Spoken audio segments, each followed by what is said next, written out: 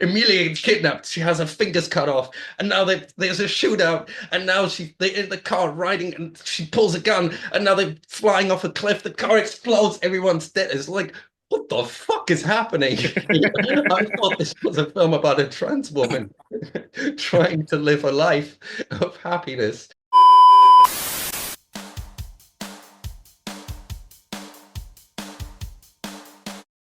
Hello, everyone. Welcome to No Drama, Just Movies, and we are back this week with another movie review. Hit that subscribe button to stay tuned with all the content that we produce each and every week in the world of TV and movies. My name is Cameron.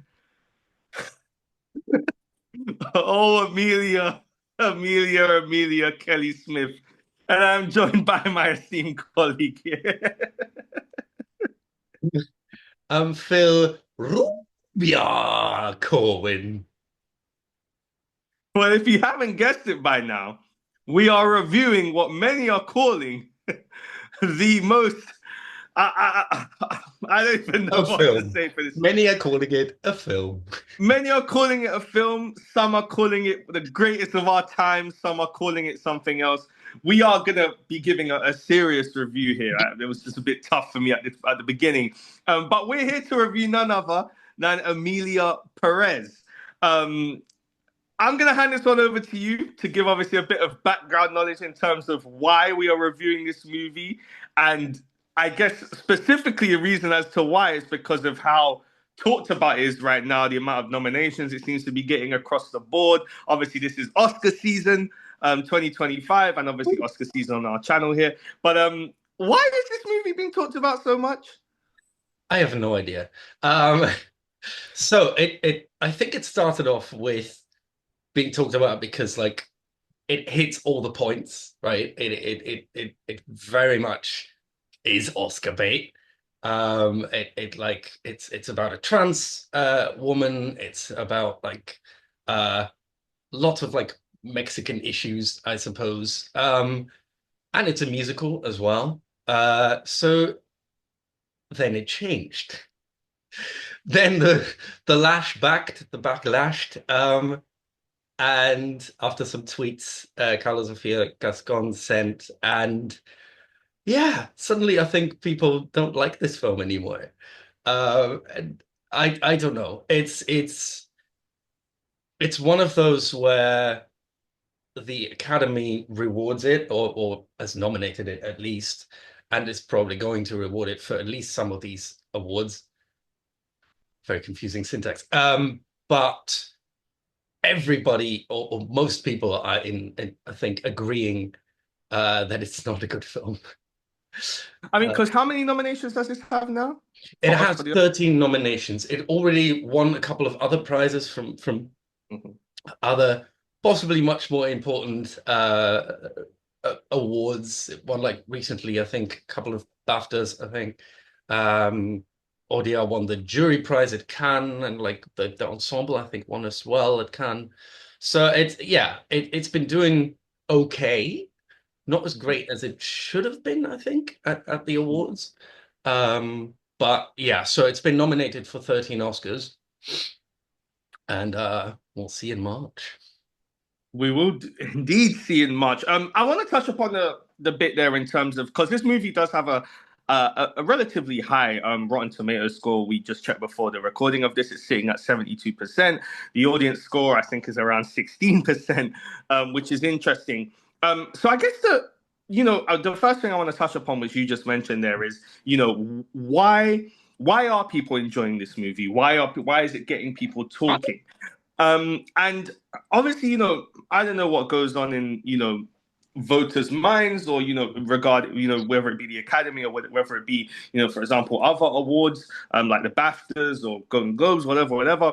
But I think that I can understand. For example, we'll obviously maybe put a picture of this here, but we read an article the other day from Variety where they had spoke to some voting members who had casted their ballot and was basically giving, their real opinion, should we say, of certain movies and, really how they feel. For example, there's a quote there by someone mentioning something about The Brutalist, how, basically taking a shot at it, how, they are a member of the Academy, but they just thought it was so bloody long and I guess not really that good. And I think the interesting thing about that and relating it to Emilia Perez is because you take the Academy, right, who are having to watch loads and loads of movies Mm. in the run up to casting their vote, and doing that for years. And so many critics or whatnot are seeing thousands of movies per year. And I think the reason why something like Emilia Perez would catch the minds of those voters or people in general is because I'll give it this: it is unique and it is different. And I think that there is a craving for that in, well, now 2025 in cinema in general, something that is unique and different from a theatrical and film standpoint. And it is unique and different. And I can understand if maybe if you have sat through hundreds of thousands of films every year, that, seeing something like this that is a bit different could be quite an interesting, or for some maybe a fun experience. And I wouldn't be surprised if that is reflected in that. Obviously as well, it does talk upon a lot of issues and a lot of things that I think are very prevalent right now. And I think it does handle them carefully. Not to say that, No. yes, I would say it's handled carefully. Not to say that it's handled like well, but I would say carefully in terms of delicately. And I think that could also play a factor as well. It maybe does speak to a lot of people. But I mean, let's just get into it. Like, because obviously you were just responding there to some of what I was saying. I can tell you don't like this movie. Why? I think it's very, very shallow. It's very shallow, and like I mentioned before, it's like it felt like Audiard literally went, okay, Oscar film, what does it need?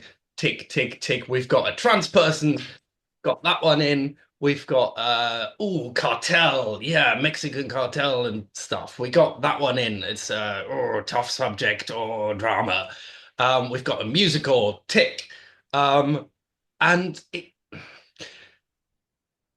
it doesn't do much with it. It's very bland. I found it very bland and boring most of the time. In the sense that like mostly conflict. There is none. Um, like Emilia wants stuff, Rita wants stuff, and then Jessi wants stuff as well. But it's literally like Emilia wants to be a woman, so Rita goes out and helps her become a woman. So that's done. We tick that box off. Um, Cartel doesn't really come into it, I guess. Like nobody is wondering why this woman is suddenly on this earth, who hasn't existed for a while, for months, and has all this money. No one's looking Mhm. into that. That Um, was a big plot hole. Yeah, big Um, plot. but also this, then Emilia wants her children back and wants her Jessie back, or Jessie. So Rita goes out and gets Jessie and the children back. And there could have been an interesting conflict with how are the children like responding to this completely new person that they've never seen in their life, and what does Jessie feel about like suddenly being whisked back to Mexico and what America? No, they're going to somewhere. Fuck, I forgot. Yeah. Um, not is Yeah, it? Mexico to Uh, America, then back to Mexico, it I think. hops Yeah. around. It hops around. Yeah. So, like, how does she feel about that? And like, what is the conflict, or could have been the conflict there? But no, it just lived together until the end, when it suddenly goes absolutely fucking bonkers, as if Audiard forgot, like, oh shit, I might have to include some conflict here. And make this an interesting film. And suddenly it's like Emilia gets kidnapped. She has her fingers cut off, and now there's a shootout. And now they're in the car riding, and she pulls a gun, and now they're flying off a cliff. The car explodes. Everyone's dead. It's like, what the fuck is happening? I thought this was a film about a trans woman trying to live a life of happiness, and it's oh man, it literally feels like it's just trying very hard to appeal to the voters, the Academy voters, and I guess all the award voters, um, while kind of forgetting about the actual audience, which I think is why the critic score is so high and the audience score is so low. Mm. I mean, to touch upon that, because I'll be very honest, I really wasn't excited to watch this movie at all, and I was kicking and screaming I had in to like the, beat you into it. in the transit. Yeah, exactly. However, what I will say is this, right? You know, you mentioned, or you alluded to there, like the premise of this movie is that you have a cartel drug lord called Matthias. I believe that's his name, Matthias. I think that's his original name, I if I know remember something Del correctly. Monte. I remember Del Monte. Yeah, I know his first name is Matthias, but essentially, he basically gets the help of a Manitas. lawyer. Manitas. What is it? Juan Manitas Del Monte. Manitas, my apologies. Close. So Manitas essentially gets the help of a lawyer called Rita, which is played by Zoe Saldana, because he wants her to help him transition into becoming a woman. But in the process of that, he basically wants her to help him construct this plan of so that he can basically leave his family, his children and wife, and start a new life while and pretending that he's dead, and leaving them behind. And that premise to me is very fascinating. Like I didn't actually know what this movie was about until well the day I went to watch it, and when I actually read a synopsis before starting it, and that synopsis is fascinating. I gotta admit, and I think in there, if you really fleshed out that specific story, and I think really made it about the dynamic between, between Emilia and her family, and that slow suspense before leading up to the big reveal of Amelia saying to her family what actually happened and that particular conflict, you could have had, I think, something really special here. And I really do think you could have, because I think that that story is fascinating. We mentioned Rita, right? Hmm. Like, all due respect to Zoe Saldana, like, she's fantastic. The character is not needed at all. Like, you could have not had. I really, and I mean this with all due respect, I think the character of Rita does not even need to be in this movie. Like, I really don't think it's necessary. Like, you have this movie where it's like half mob family drama slash thriller and half musical. And to get onto the musical part of it, the music is the worst. It is Terrible. the worst part of this Absolutely movie. And terrible. I think it turns this movie from what could have been a really interesting story into something that felt like a gimmick and a joke. And I think the music does the complete opposite of serving this movie. Like it Hmm. really, I think, turns it into something that makes it a joke. What was your thoughts on the music? It's absolutely horrible. Like there's some songs in there that are most of the songs are bland to begin with, to use that word again. They're very forgettable. They don't really have a memory, a melody. And I know like Audiard conceived as an opera, like it was a libretto before, like from based on his libretto. So I get that opera is a little bit more, I guess, less structured in what the music is and how they're singing it. It feels a bit more like talking. But at least then in opera you get good singers and you get like the arias, and it at least sounds beautiful. But here it's like you get a lot of like weird singing and like it baffles me that Selena Gomez, who is an actual singer, who's got albums out there, right, is one of the worst singers in this. And it probably has something to do with like the fact that she's too busy trying to do the Spanish. But it's there were, having said that, there were two songs that I liked for very different reasons. Really? Um, if I'm allowed to go. God, There's go. I'd say the second first. There's Zoe's song. It's called El Mal, and it's nominated actually for an Oscar, and I think it's been nominated for other awards too. Which is the song she sings during that charity dinner I know the thing one you're talking where about. she Yeah, dances through the people. I really enjoyed that song. I really like that song. it Uh, is a little bit very catchy. it's very catchy. It's very dynamic. She sings it really well, and I like a kind of angry song. And it's got a beat. It's got a little bit of the Oomph. percussion stuff as well. I like. So that one. Um, and the second one is the vaginoplasty plastio one, which is all over the internet, I think now, as like it's such a meme song. If you know which one I'm talking about. I know. As in when they go in, when it's like, it almost feels like it's some intergalactic operation kind of like place where I know exactly what you're talking about. Yeah, it's such a dumb song. It's an absolutely dumb song, and I love listening to it, especially that, man to woman, woman to man, from penis to vagina. How they're singing it is absolutely cringe. What they're singing is absolutely cringe. I fucking love it. Um, Give that one the Oscar. Just have Elma nominated, but just, give it to the other one. Um, so yeah, the music was terrible. I hated it. Yeah, I mean, the music wasn't for me, man. The music wasn't for me, and I think that if I'm being honest with you, I don't know if it. I feel like it deserves to win any awards.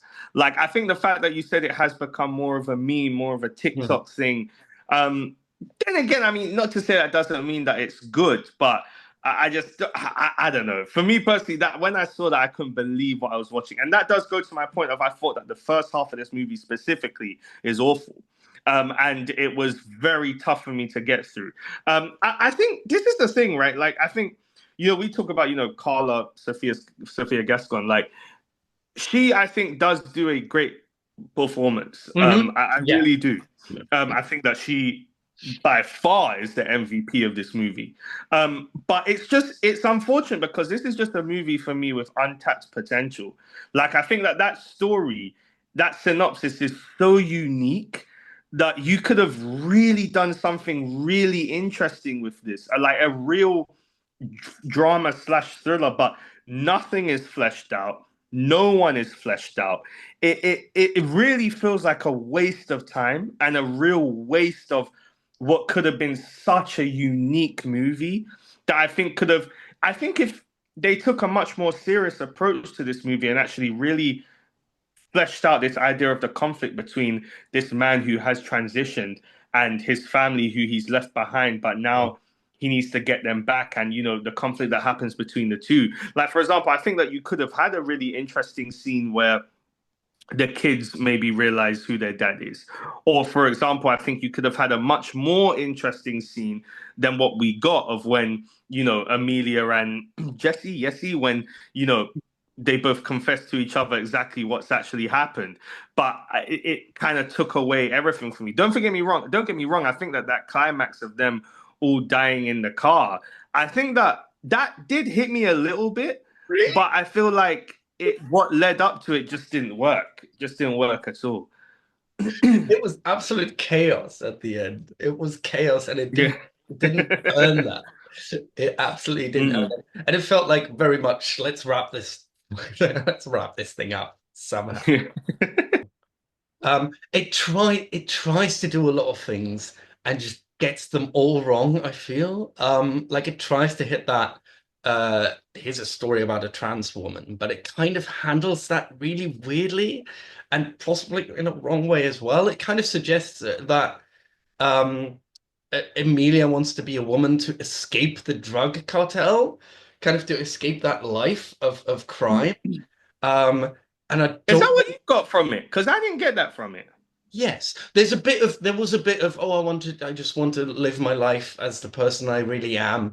But there was also that, like, what she said, like, I want to get out. I want to escape this. And it does feel like she uses that, especially, like later when she like has this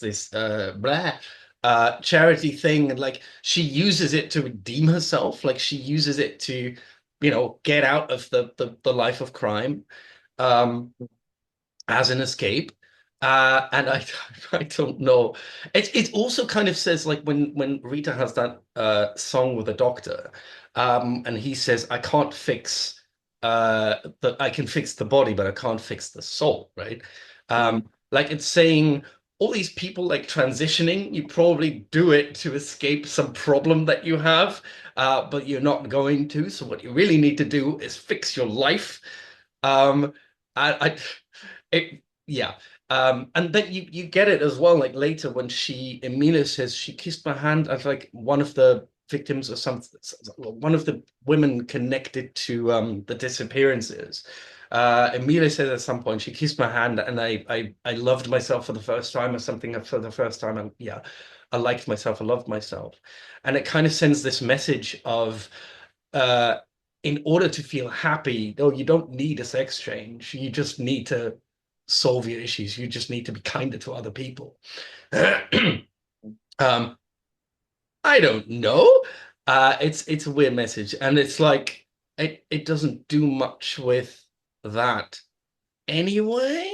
Yeah. Um, Yeah. and then this whole like it adds this disappear like it tries to do the Mexican thing, like I said, with the cartel and the disappearing people as well, when they have this little moment of let's find all the bodies and stuff, but that is pretty much come and gone. Um, and it's very simple, like on the surface. Like Rita goes out and talks to a lot of gang members and or cartel leaders, and they just willingly give up where everyone is, where all the bodies are, and then Yeah. um,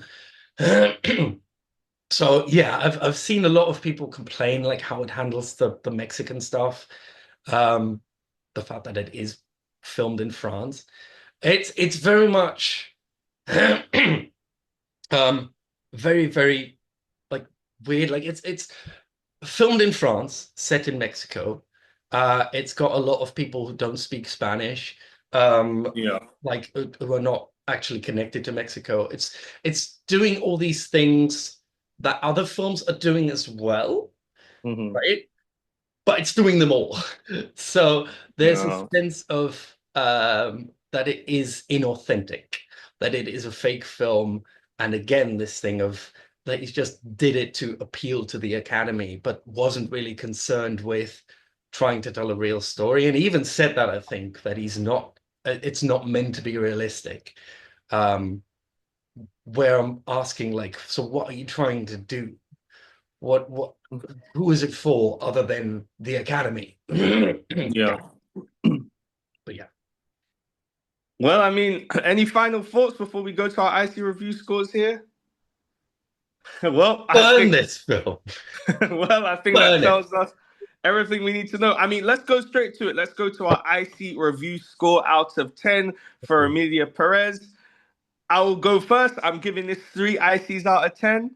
And the only reason why I'm giving it three ICs out of 10 is because I felt like it had an interesting synopsis that I feel like potentially could have been a gold mine, but they didn't explore it at all. I could have gone lower in this. I could have given it a two.